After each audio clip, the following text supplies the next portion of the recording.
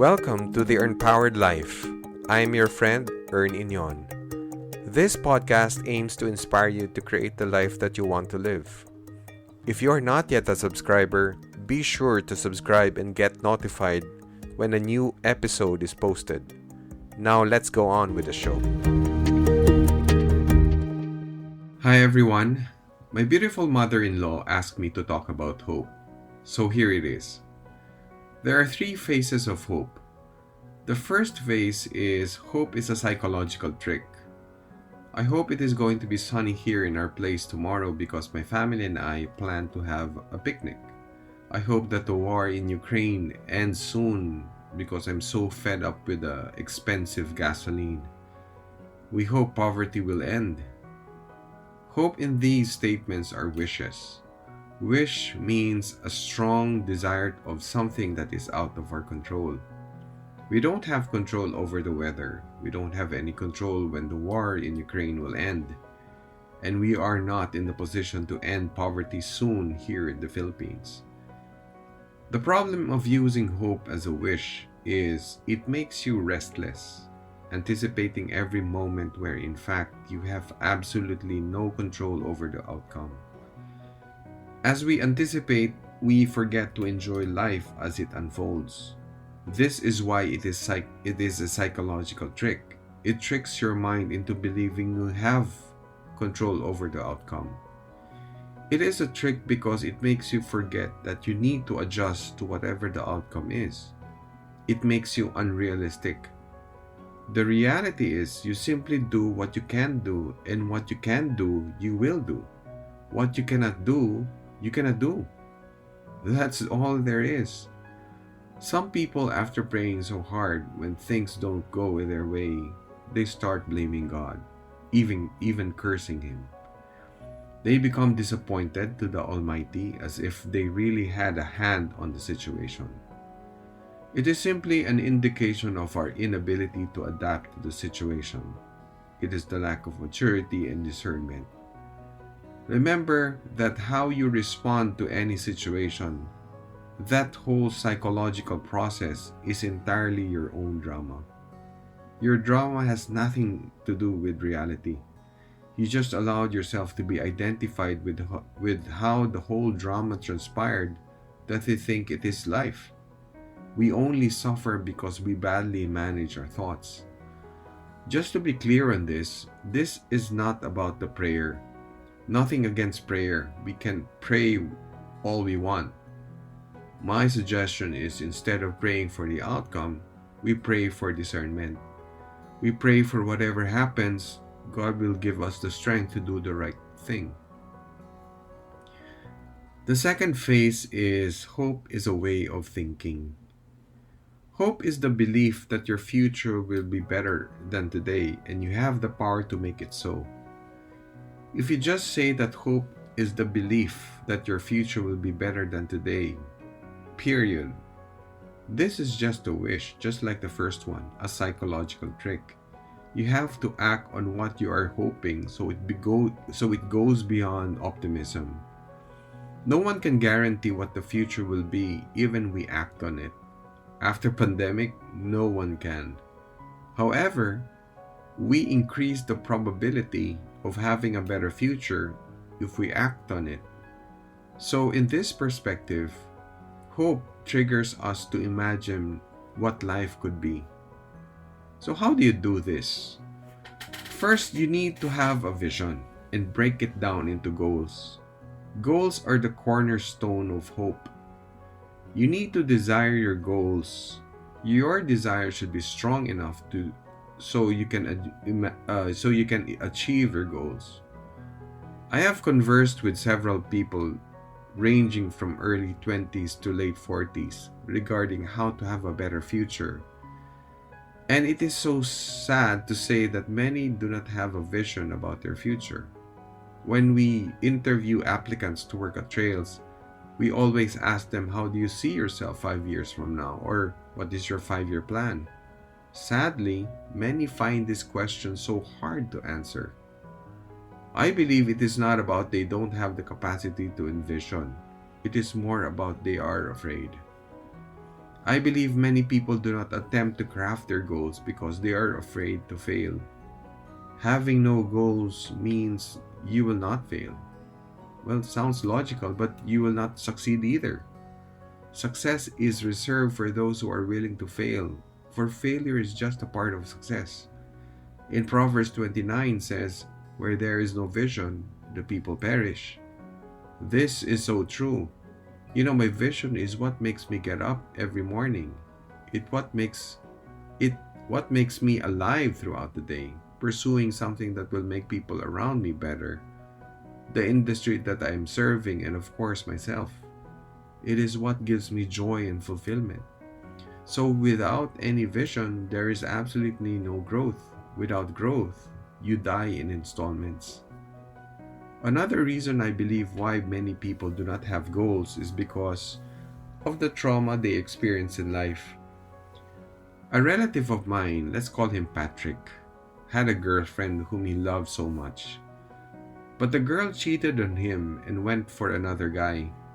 It broke Patrick's heart. It traumatized him to the bone.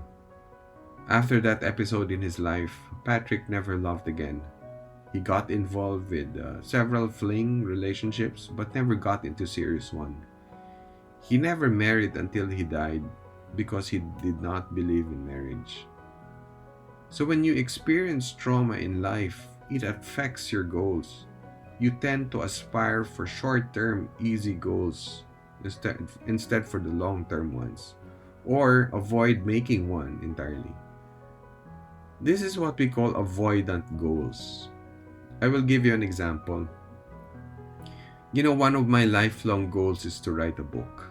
That goal has been in my bucket list for maybe 5 or 6 years now. Every time I think of working on that project, I also thought of doing something else. Usually it is a book to read or enrolling myself in an online course. And I would reason out that I need to enroll on this for our business and for my book project. It sounds logical, but in reality, I was avoiding writing my book. Why am I avoiding it? Because to tell you honestly, I am also afraid to fail. Where is that fear coming from? It came from several projects I had that failed. The only difference now is I figured out how to keep on going. Many people are keeping themselves busy or bury themselves with work or sticking with a company that they don't like but paying well. They would reason out they need to save more, but the real goal was to start that business. Avoidant goals regularly happen to people who have not addressed their basic physiological needs. Needs like where will I get my food, the money to pay the rent, or the tuition of my son or daughter. These needs are real, so they create goals just to address these needs. Maybe that's the reason why you can't get out of that job you don't like but pays well. But in the process, you have forgotten what your real goal is. Please pay attention to avoidant goals. Ask yourself regularly, what is really your goal? After you are clear with what your goals are, then you need two things to achieve your goals: pathways and willpower. Pathways are the how. I mentioned earlier that you need to desire your goals because your desire helps you find the pathways. At Trails, we provide occupational therapy and speech therapy to very young kids. Many times, we encounter parents after getting the diagnosis from the doctor about their child's condition. They are just dejected or lost every bit of hope. But after a series of sessions with our therapist, they saw progress in their children. So you can see their face lit up as if their hope was restored. When you hear people say they ran out of hope, many times it means they don't have any clue as to how to achieve their goals. When parents come to us because their children still don't speak or doesn't know how to read or just simply unmanageable, they're looking for pathways, the how. When I look at my son, he is so efficient in achieving his goals. If he wants to create clay models or compose some music, he creates his own pathway with ease and achieves the goal. One of the main reasons for his efficiency is he has no trauma. He doesn't need to think of if he has food to eat or afraid of making mistakes, because we always tell him, it's okay to make mistakes. There's no mistake in creation. The only time I see him going through a traumatic experience is when my wife tells him to finish a homework on a subject he doesn't like. He makes all kinds of excuses not to do the homework. He is so lazy to think of pathways to solve the problem. So remember, trauma blocks our ability to find pathways. So once you have figured out the how, then you need willpower. Willpower comes from your desire to achieve your goal.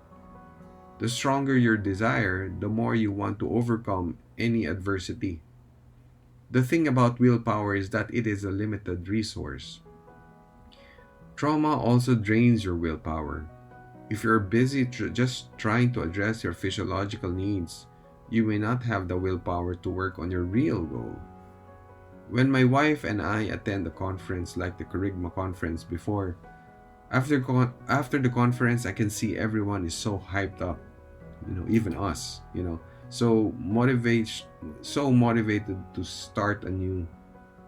But after a year, they needed to attend the conference again because they have not worked on their goals the previous year. What really happened was fear sucked all their willpower to work on their goals. You can see that every time there is a conference. So again, hope is a way of thinking that triggers your imagination to create goals and desire to achieve them. To achieve your goals, you need two important components: pathways and willpower.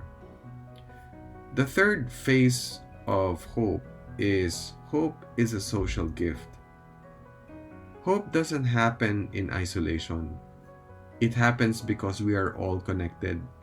Hope happens because of our relationship with each other. Why do we hope for a better future?